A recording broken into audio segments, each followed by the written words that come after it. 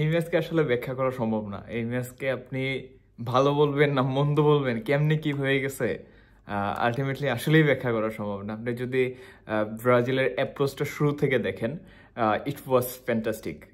প্রথম 10 মিনিট যেভাবে খেলছে, যেভাবে দলটার ভিতরে বন্ডিং দেখা যাইতেছিল, আমরা ফ্রম দ্য বিগিনিং দরিবালের আন্ডারে যখন থেকে শুরু হয়েছে খেলা বা এই স্কোয়াড ঘোষণা করা হয়েছে, তখন থেকেই আমরা যে একটা জিনিসের জন্য অনেক বেশি প্রে করতাম যে এই দলটার ভিতরে কেমিস্ট্রি কবে গঠন হবে, এই দলটা কখন একটা বন্ডিং ক্রিয়েট করবে যে একজন বল পায়ে পেলে সাথে সাথে অন্যরা তাদের মুভমেন্টটা বুঝবে যে আমাদের ওই জায়গায় যাইতে হবে, আমাদের মানে একটা আগে থেকেই প্রেডিক্ট করতে পারবে। এটা তখনই হয় যখন দলটার ভিতরে বন্ডিংটা বেশি থাকে, যেটা আমরা আজকের ম্যাচে 10 মিনিট একদম প্রপারলি দেখছি। যে ব্রাজিলকে আমরা চাচ্ছিলাম, শুধুমাত্র গোল হয়েছে এই কারণে না, আমরা দেখেন প্রতিটা পাস প্রথম 10 মিনিট কলম্বিয়া ওইভাবে কোনো ধরনের অ্যাপ্রোচই করতে পারে না, মানে পুরোপুরি কোণঠাসা হয়ে গেছিল। বাট পরের থেকে যখন 15-20 মিনিট গেল, তখন থেকেই দেখা গেল যে আমরা যে ওই গোলটা একটা পাইছি, অতীতের যে রোগ সেইটা আবার আমাদের ঝেঁকে ধরছে, যে একটা গোল পেয়ে গেলে আর আমাদের খেলার ভিতরে ওই বন্ডিংটা থাকে না, আমাদের আবার কেমন এলোমেলো হয়ে যায় একদম প্রপার সেই অতীত। মানে আমরা প্রথম 10 মিনিট যখন ভবিষ্যতের কথা চিন্তা করতেছি যে এই দলটার এইরকম বন্ডিং থাকলে কি হবে, এটার সাথে যদি আমরা নেইমারকে ইনক্লুড করি, তখন আবার ওই পরের 10 মিনিট আমরা অতীতে ফিরে গেছি যে আসলে তো ফিউচার দেখে লাভ নেই, আমাদের তো অতীতটাই এরকম। বাট আলটিমেটলি ওই যে চলতে ছিল, এর সাথে সাথে আবার কয়েকটা প্লেয়ারের ইনজুরি, হলুদ কার্ড দেখা, সবকিছু মিলিয়ে ফার্স্ট হাফটা আর কি যখন মনে হইতেছিল যে না কোনো রকম শেষ করে যাই, তখনই আবার একটা গোল কনসিড করছি। তো ওইরকম একটা এম্বারেসমেন্ট অবস্থায় আপনি যখন ফার্স্ট হাফ শেষ করবেন, তখন আসলে আপনি আর ড্রিম দেখতে পারবেন, আপনি কখনোই পজিটিভ কিছু এই দল থেকে আশা করতে পারবেন না। এবং আমরা দেখছি যে আমরা ফার্স্ট হাফ থেকে ফিরে এসে সেকেন্ড হাফ যখন স্টার্ট করছি, তখনও আমাদের প্লেয়ারদের অবস্থা অতটা ঘুছানো ছিল না, তবে তারা ট্রাই করতেছিল। তবে কলম্বিয়াও তো আর কি ফালাই দেওয়ার মতো টিম না, তারাও আপনাকে অনেক বেশি প্রেশার দিবে। যে প্রেশারের অংশ হিসেবে আমরা দেখছি যে অ্যালিসন বেকারকে বেশ কয়েকটা ইম্পর্টেন্ট সেভ দিতে হয়েছে। হয়তোবা অতটা ডেঞ্জারাস কোনো শর্ট অ্যালিসন ফেস করে নেয়, বাট আলটিমেটলি ওই জায়গা থেকে কিন্তু একটা গোল বের হয়ে যাওয়ার মতো অবস্থা ছিল। সো ওইরকম একটা অবস্থা আমরা দেখছি। বাট আফটার 75 যখন খেলাটা মোটামুটি একদম লাস্ট হাফে চলে গেল, তখন কিছু সাব করা হলো, কুনহাকে ইন করানো হলো, উইসলেকে ইন করানো হলো, অ্যাট দ্য সেম টাইম আমরা দেখলাম সাবিনহোকে ইন করানো হয়েছে। এই যে কিছু চেঞ্জেস, এইগুলো যে একটা ইম্প্যাক্ট ফেলছে, এটাকে অস্বীকার করা যায় না। এবং ওই জায়গা থেকেই খেলার মুভমেন্টটা চেঞ্জ হওয়া শুরু হয়েছে। এবং লাস্টের 10 মিনিট বিশেষ করে যখন আমরা এক্সট্রা টাইমে প্রবেশ করলাম, তখন থেকে ব্রাজিলের ওই ক্ষুধাটা আমরা দেখতে পেয়েছি, যেটা আসলে ফার্স্ট হাফের প্রথম 10 মিনিটে দেখছি যে আমরা ম্যাচটা বের করতে চাইতেছি, ওদেরকে কিল করতে চাইতেছি। এখন ওই জায়গা থেকে আমার কাছে মনে হয়েছে যে আমরা এই যে মোটামুটি 100 মিনিটের মতো ম্যাচটা খেললাম, এখানে আমরা পজিটিভ ফুটবলটা খেলছি বলতে পারেন 10-20 মিনিট, এবং বাকি 80 মিনিট বা 70 মিনিট আমরা ওইভাবে নিজেদেরকে যে অপরচুনিটিগুলো পাইছি ওইগুলা থেকে ম্যাচটা বের করতে পারিনি। ওই আলটিমেটলি 20 মিনিট খেলে আমাদের ম্যাচটা বাইর করতেছে। সুতরাং এইখান থেকে যদি আপনি পজিটিভ কোনো থিঙ্ক চিন্তা করতে চান, সেক্ষেত্রে আপনি চিন্তা করলে বুঝবেন যে আমরা 10 মিনিট ভালো খেলে 2টা গোল বের করতে পারছি। সুতরাং এই দলটা যদি প্রপার এইভাবে 10 মিনিট না খেলে যদি আমরা প্রপারলি 70-80 মিনিট এরকম একটা ডমিনেট ফুটবল খেলতে পারি, তাহলে কিন্তু আমাদের একটা ভালো ফিডব্যাক আসার সম্ভাবনা আছে। এখন এই যে ভালো ফিডব্যাক, ভালো জয়, ভিনিসিয়াসের এইরকম পারফরমেন্স, এটা ডেফিনেটলি আপনাকে এইটা মনে করাইতে পারে যে we are on the right track. But ultimately আমরা এখনো রাইট ট্র্যাকে না। আপনি হয়তোবা জয়টা পেয়ে উচ্ছ্বাসিত হবেন, বাট আলটিমেটলি ওই যে বাকি 80 মিনিট খারাপ খেলছেন, ওইটাকে কখনোই ইগনোর করতে পারবেন না। কখনোই মানে ওই 10 মিনিট বা 20 মিনিটের পারফরমেন্সকে আপনি 80 মিনিটের খারাপ পারফরমেন্স দিয়ে ঢেকে মানে দুইটাকে মিক্স আপ করতে পারবেন না। দুইটার রেজাল্ট হয়তো আসছে পড়ছে, বাট প্লেয়ারদের পারফরমেন্স খুবই হতাশাজনক ছিল। বিশেষ করে আমরা যদি ফ্রম দ্য বিগিনিং বলি, একদম গোলকিপিং পজিশন থেকে নাম্বার 9 কেউ ওইভাবে টাচে ছিল না, ওইভাবে ভালো লাগে নাই।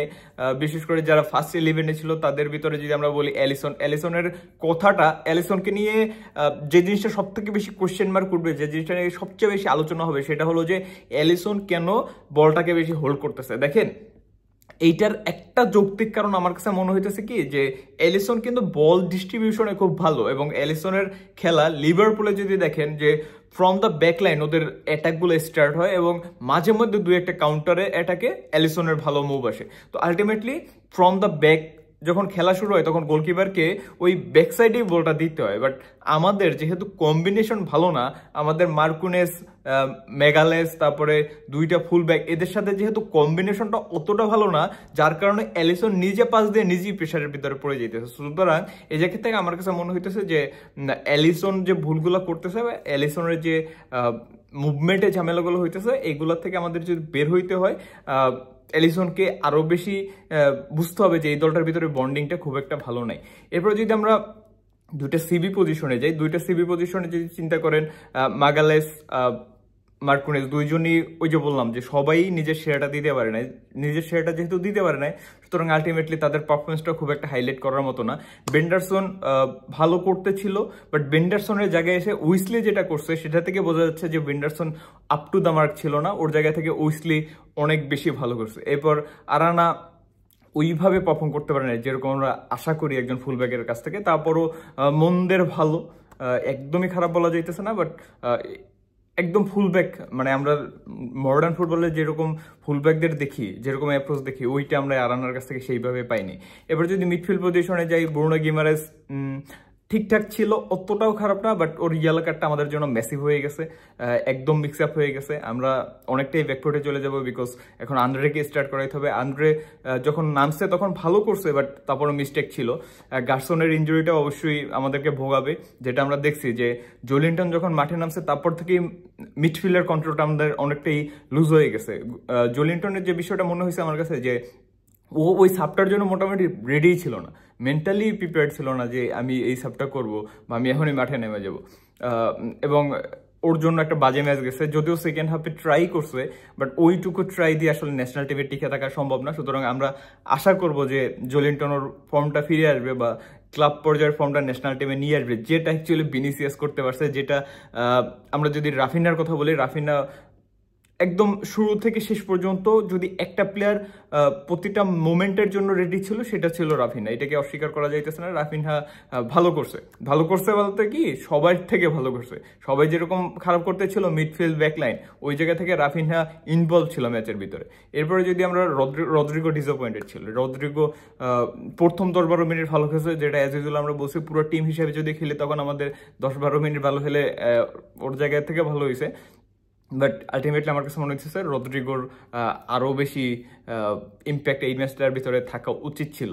এরপর যদি আসি পেদ্রোর জায়গায়, পেদ্রো পুরোপুরি হতাশ করছে, মানে রদ্রিগো যা করছে পেদ্রো আরও বেশি হতাশ করছে। কারণ কি নাম্বার 9 পজিশনে আমরা অনেকদিন ধরেই ভুগতেছি, নাম্বার 9 পজিশন থেকে গোল আসতেছে না। সুতরাং ওই জায়গা থেকে আমার মনে হইতেছিল যে একটা ভালো নাম্বার 9 হিসেবে পেদ্রো ইম্প্যাক্ট রাখবে, যেটা আমি ভিডিওতে আগেও বলছিলাম যে ওর থেকে আশাটা বেশি থাকবে, বিকজ ও যতটুকু সুযোগ পাইতেছে। কিন্তু ওর যে জিনিসটা আমার কাছে মনে হয়েছে যে যখন আপনি ফিজিক্যাল ফুটবলটা খেলতেছেন তখন পেদ্রো অতটা ইম্প্যাক্ট রাখতে পারতেছে না। এই জায়গায় কিন্তু যখন কুনহা নামছে, কুনহা ওই তুলনায় ভালো ইম্প্যাক্ট রাখছে। মানে কুনহা নিচে নামতে ছিল, নিচে নেমে লেফট উইং রাইট উইং থেকে বলগুলা আবার উপরে দেওয়ার ট্রাই করতেছিল, যার কারণে দেখা গেছে যে কুনহার ইম্প্যাক্টটা একটু বেশি মনে হয়েছে, পেদ্রোকে ওইভাবে খুঁজে পাওয়া যায়নি।